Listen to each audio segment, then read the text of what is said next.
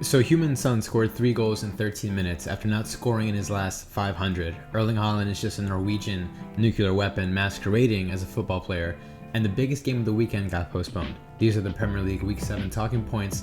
Let's get started.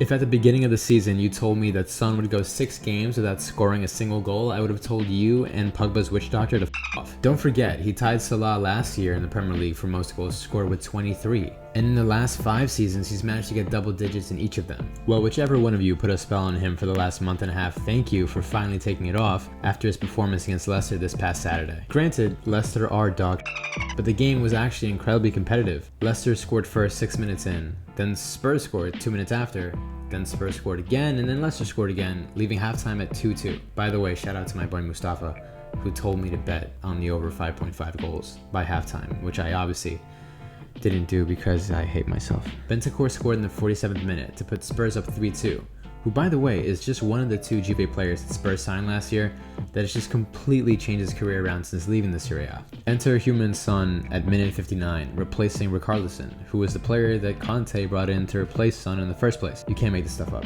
Let me tell you, man, there's a reason why this guy has 5-star recruit in FIFA. Outside the box, right-footed curler for the first goal in the 64th minute. 9 minutes later, an even nastier goal outside the box again with his left foot. And then 2 minutes later, finally, VAR got something right for the first time in history and allowed the goal that wasn't offside for 3 goals in 13 minutes. And on the other side, Leicester is just a train wreck. They've conceded 22 goals, which is the most any team has ever allowed in the first 7 games of the season. It seems like that Leicester squad is basically done with Brendan Rodgers, and he'll probably be sacked before this video even comes out. Okay, we're gonna move on from the only team to concede more than 20 goals to the only team to score more than 20 goals, Man City. You see this? I mean, you probably can't see it because the camera's flipped, but this is what pain looks like. I miss him so much. Wait, actually, while we're on the topic, do me a favor. In the comment section below, tell me a player who used to play for your club that you really miss. Back to the video. He just doesn't stop scoring. Haaland has 11 goals in 7 games in the Premier League and 3 goals in 2 games in the Champions League. Remember that top goal scorer chart from earlier? Well, here's what it looks like now. Mitrovic and Kane are tied for second with 6. Tony is in 3rd place with 5. McAllister, Rodrigo, Zaha are in 4th for 4 goals. And 8 other players are tied for 5th with 3. Haaland is on a completely different planet, and barring injury is probably going to shatter the goal record. But that injury bit is important, and Pep knows that. Overworking players and overworking teams is something that some Premier League managers have been guilty of. Think Bielsa's Leeds team, or even now looking at Liverpool's side. And the scariest part about all of this is that they probably didn't even need him today. Grealish scored in the 1st minute, Haaland scored in the 16th, but by the 33rd, Wolves were down to 10 men. Nathan Collins pulled a Street Fighter move on Jack and got himself sent off. Foden cleaned up the game in the 69th minute, making it 3-0. Man City are calmly and quietly having one of the most dominating starts to a Premier League season they've ever had, but with Spurs and Arsenal breathing down their necks so hard it almost doesn't feel that way.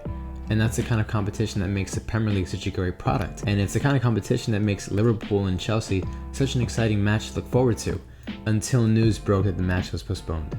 Look, I know I'm an American, which means that I don't have a full appreciation for what Her Majesty meant to the United Kingdom. But didn't we just send Ukraine to play World Cup qualifiers while Putin was playing Warzone in their backyard? I don't know, I just feel like there's a better way to handle this, and I think Peter Crouch actually nailed it on the head. He tweeted, "I know it's only a game and some things are much bigger, but imagine all our games went ahead this weekend. Black armbands, silence observed, national anthem, royal band playing, etc. to the millions around the world watching. Isn't that a better send-off?" And I tend to agree with him. And it wasn't just Liverpool versus Chelsea that was postponed. Man U versus Leeds was also postponed, and so was Brighton versus Crystal Palace. In the Premier League's defense, it seems to be an issue of safety rather than an issue of mourning. They released the following statement.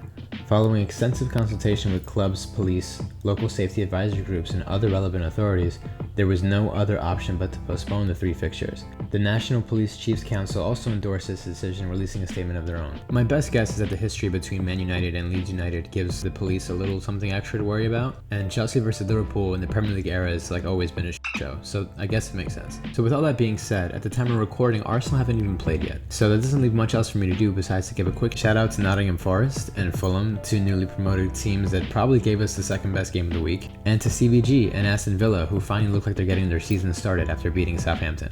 And that's all I got for today. Don't forget to like, comment, subscribe. I'm Andy, first team all Sideline. Till next time, boys.